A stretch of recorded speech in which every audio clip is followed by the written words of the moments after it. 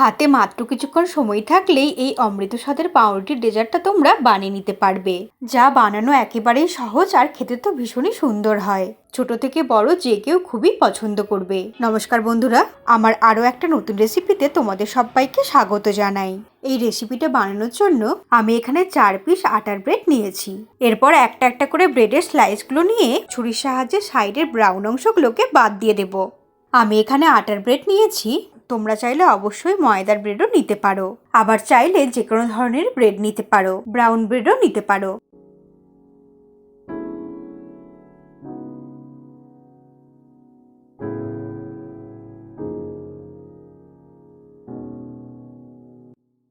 ব্রেডের সাইডগুলো বাদ দিয়ে দিলাম।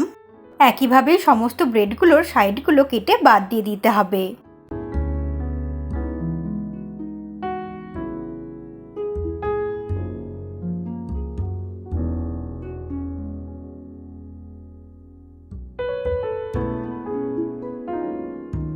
সমস্ত পাউরুটিগুলোর সাইডের ব্রাউন অংশগুলো কেটে বাদ দিয়ে দিলাম।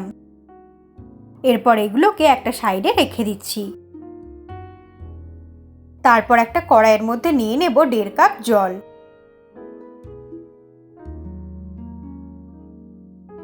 জলটাকে মিডিয়াম ফ্লেমে 30 থেকে 40 সেকেন্ডের মতো হালকা করে গরম করে নেব। জলটা হালকা গরম হয়ে গেলে দিয়ে দেব 1/2 কাপ গুঁড়ো দুধ।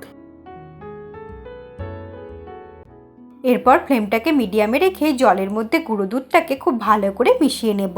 গুঁড়ো দুধটা দেওয়ার সময় খেয়াল রাখতে হবে জলটা যেন খুব বেশি গরম না হয়ে যায়।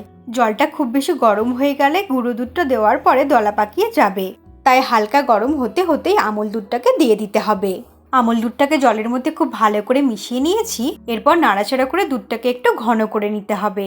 1 মিনিটের মতো নাড়াচাড়া করে দুধটাকে একটু ঘন করে নিলাম। এরপর ফ্লেভারের জন্য এর মধ্যে দিয়ে দিচ্ছি একটা এলাচের দানাগুলো।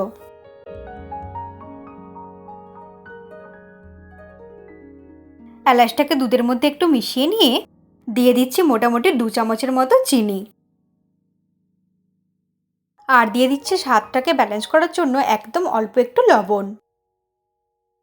সবকিছুকে দুধের মধ্যে খুব ভালো করে মিশিয়ে নেব। আর চিনিটা মেল্ট হওয়া পর্যন্ত নাড়তে নাড়তে আরো একটু ফুটিয়ে নেব। চিনিটা কিন্তু তোমাদের স্বাদ অনুসারে বাড়িয়ে বা কমিয়ে ব্যবহার করতে হবে, তবে পুরোটাই আমুল দুধ দিয়ে ডেজার্টটা বানাচ্ছি, তাই অল্প একটু মিষ্টি দিলেই যথেষ্ট। ফ্লেমটাকে মিডিয়ামে রেখেই নাড়াচাড়া করে মিনিট 2-3 মতো দুধটাকে খুব ভালো করে ফুটিয়ে নিতে হবে। তাতে চিনিটাও খুব ভালো মতো মেল্ট হয়ে যাবে আর দুধটাও অনেকটাই ঘন হয়ে যাবে। আমুল দুধ দেওয়া আছে তাই দুধটা ঘন হতে খুব বেশি সময় লাগবে না।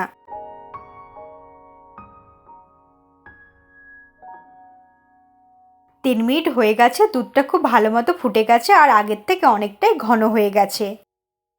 এর থেকে বেশি ঘন আর করব না। এখন ফ্লেমটাকে অফ করে দিয়ে হালকা ঠান্ডা হওয়ার জন্য অপেক্ষা করব। মালাইটা হালকা ঠান্ডা হয়ে গেছে। এরপর একটা প্লেটের মধ্যে সাইড কেটে নেওয়া একটা পাউরুটি নিয়ে নেব। এরপর যেই মালাইটা তৈরি করলাম সেই মালাইটা অল্প করে পাউরুটির ওপরে ছড়িয়ে দেব। মালাইটা পাউরুটির ওপরে খুব ভালো করে ছড়িয়ে দিলাম। তারপর এর ওপরে আরো একটা পাউরুটি দিয়ে দিতে হবে। এরপর আবারও কিছুটা মালাই দিয়ে দেব। এতে পাউরুটির ভেতরগুলো খুব সুন্দর নরম তুলতুলে হবে আর খেতেও ভালো লাগবে। এইভাবে কিছুটা করে মালাই ছড়িয়ে দিতে হবে আর একটা করে পাউরুটির পিস দিয়ে দিতে হবে। এতে লেয়ারটাও খুব সুন্দর আসবে আর খেতেও দারুণ লাগবে। সমস্ত পাউরুটিগুলো একইভাবে একটার উপরে একটা দিয়ে দিলাম। এরপর পুরো মালাইটাই সব দিকটাতে খুব ভালো মতো ছড়িয়ে দিতে হবে। এর উপরে ছড়িয়ে দেব কিছুটা ড্রাই ফ্রুটস। লম্বা লম্বা করে কেটে নেওয়া আলমন্ড আর একটু কাজুর টুকরো দিয়ে দিলাম।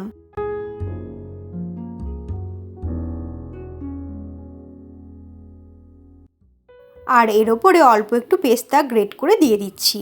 এতে দেখতেও ভালো লাগবে আর কালারটাও খুব সুন্দর আসবে। এই ডেজার্টটা যদি তোমরা ঠান্ডা খেতে পছন্দ করো তাহলে কিন্তু 10 থেকে 15 মিনিট ফ্রিজে রেখে ঠান্ডা করে নিতে হবে। তৈরি হয়ে গেলে খুবই সোজাভাবে মালাই ব্রেড। এই ডেজার্টটা বানাতে খুব বেশি উপকরণের প্রয়োজন হয় না আর সময়ও লাগে খুবই কম। খেতে কিন্তু ভীষণই ভালো হয়। আমি আমার চ্যানেলে এই ধরনের সহজ সহজ রেসিপি দিয়ে থাকি। এই রেসিপিটা ভালো লাগলে লাইক করে দিও আর চ্যানেলটাকে সাবস্ক্রাইব করে তোমরা আমার পাশেই থেকো। তাহলে এইরকমই টেস্টি টেস্টি রেসিপির ভিডিও সবার আগে তোমার কাছেই পৌঁছে যাবে। তোমরা ভালো থেকো আর সুস্থ থেকো। তোমাদের সঙ্গে আবার আমার দেখা হবে নতুন কোনো রেসিপির সঙ্গে।